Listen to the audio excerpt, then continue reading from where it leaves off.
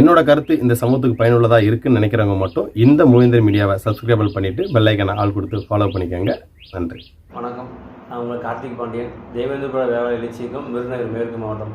கடந்த 2 நாளைக்கு முன்னாடி தூத்துக்குடி மாவட்ட செயலரான பாஸ்கர் அவரை திருநெல்வேலி போலீஸ்காரங்க கைது பண்ணியிருக்காங்க. எதற்காக இந்த கைது?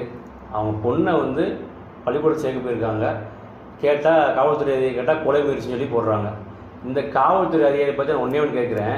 நீங்கள் மக்களுக்காக செயல்படுறீங்களா இல்லை அதிகார வர்க்கத்துக்காக செயல்படுறீங்களா? லட்சிய போக்குனால எத்தனையோ உயிர்கள் இங்கே போயிருக்கு. இன்னும் எத்தனை உயிர் காவாங்கன்னு தான் நீங்கள் காத்திருக்கீங்க. நீங்கள் 6 மாதத்துக்கு முன்னாடி பார்த்தீங்கன்னா சேரன் மகாதேவி, திருநெல்வேலி மாவட்டம் அம்பாசமுத்திரம் சேரன் மகாதேவிக்கு உட்பட்ட காவல்துறை லிமிட்டில் இருக்குது. வீரவநல்லூர் கிராமத்தை சேர்ந்த ராக்கி சிவா என்பவரை காவல்துறை அதிகாரிகள் அவங்க விசாரணைக்கு என்ற பேரில் அழைச்சி அவங்க வேனில் கூட்டிகிட்டு போயிட்டு ஏதோ ஒரு மலை அடிவாரத்துக்குள்ளே கூட்டிகிட்டு போயிட்டு அந்த பையனை கண்ணை கட்டுறாங்க, கையை கட்டுறாங்க, காலை கட்டுறாங்க. கட்டிட்டு வேனுக்குள்ளே ஏற்றிட்டு போலீஸ்காரன் வச்சுருப்பாங்க துப்பாக்கி. அந்த துப்பாக்கியில் குண்டு லோடு பண்ணுறாங்க. லோட் பண்ணி அவனை ஷூட் பண்ணுற மாதிரி ஒரு அவனை மாய பிம்பமை கிரியேட் பண்ணி அவனை பயமுறுத்துகிற அளவில் வச்சு போலீஸ்காரன் மனித உரிமை மீறலை அந்த இடத்துல போலீஸ்காரன் செயல்பட்டுருக்காங்க. ஆனால் செஞ்சுட்டு அவன் என்ன பண்ணுறாங்க, அந்த பையனை சிவான்ற பையனை அவன் யார், சிவான்ற யார், அவன் ஒரு தேவேந்திர வேளாண் எழுச்சி இயக்கத்தில் அவன் பொருளாளர், சமூகத்துக்காக போராடி இருக்க மனுஷன் சிவான்ற பையன். இவரை இந்த காவல்துறை கூட்டிகிட்டு போயிட்டு இந்த கொடுமை பண்ணியிருக்காங்க. கொடுமை பண்ணது என்ன பண்ணியிருக்காங்கன்னு கேட்டிங்கன்னா, அவங்க வேனில் கூட்டிகிட்டு போயிட்டு படுக்க போட்டு கையை அடித்து உடச்சிருக்காங்க. அவன் எலும்பு முதற்கொண்டு கையை 6 மாதமாக கெட்டு போட்டுருக்கான். அவனால் சாப்பிட முடியல, நிம்மதியாக தூங்க முடியல. அவன் குடும்பம் என்னத்துக்காகிறது?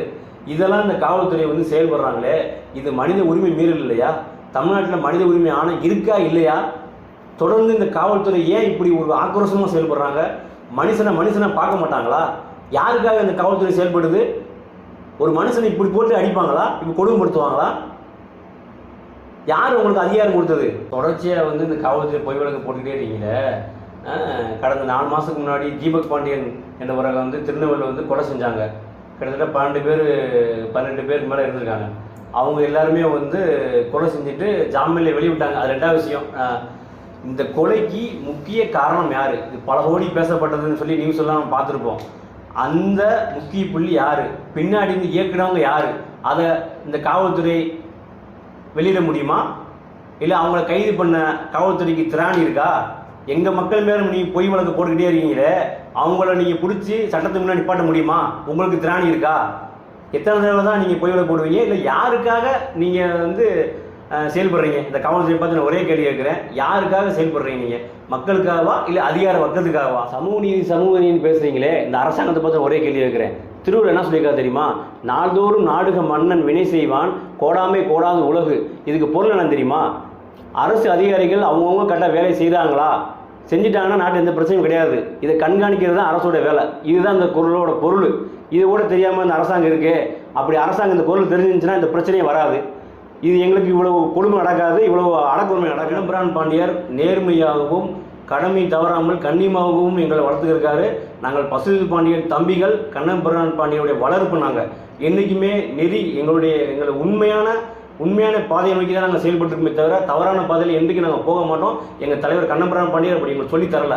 எங்களுக்கு சொல்லிக் கொடுத்தது நல்லா படிங்க, நல்ல வேலைக்கு போங்க, மனிதனால் பிறந்த அனைவரும் சமம் என்ற ஒற்றை மந்திரத்தோடு தான் என் தலைவர் எங்களுக்கு செயல்பட்டு இருக்காரு. அதை நோக்கி தான் நாங்கள் மகிழ்ச்சி. ரொம்ப மகிழ்ச்சியாக நாடுனா நம்ம ஃபின்லாண்டு தான் சொல்லுவோம் நம்ம. ஏன்னா அங்கே இருக்க மக்கள் எல்லாமே மகிழ்ச்சியாக இருப்பாங்க.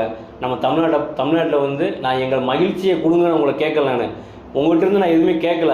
எங்கிட்ட நீங்கள் பிடுங்காமல் இருந்தாலே அதுவே போதும். எங்கள் நிம்மதியாக வாழ விடுங்க. காலங்காலமாக வலியும் எங்களுக்கு, வேதனையும் எங்களுக்கு, வழக்கும் எங்களுக்கு. நீங்கள் சொல்கிறீங்களே சமூக நீதி, யாருக்கு இந்த சமூக நீதி?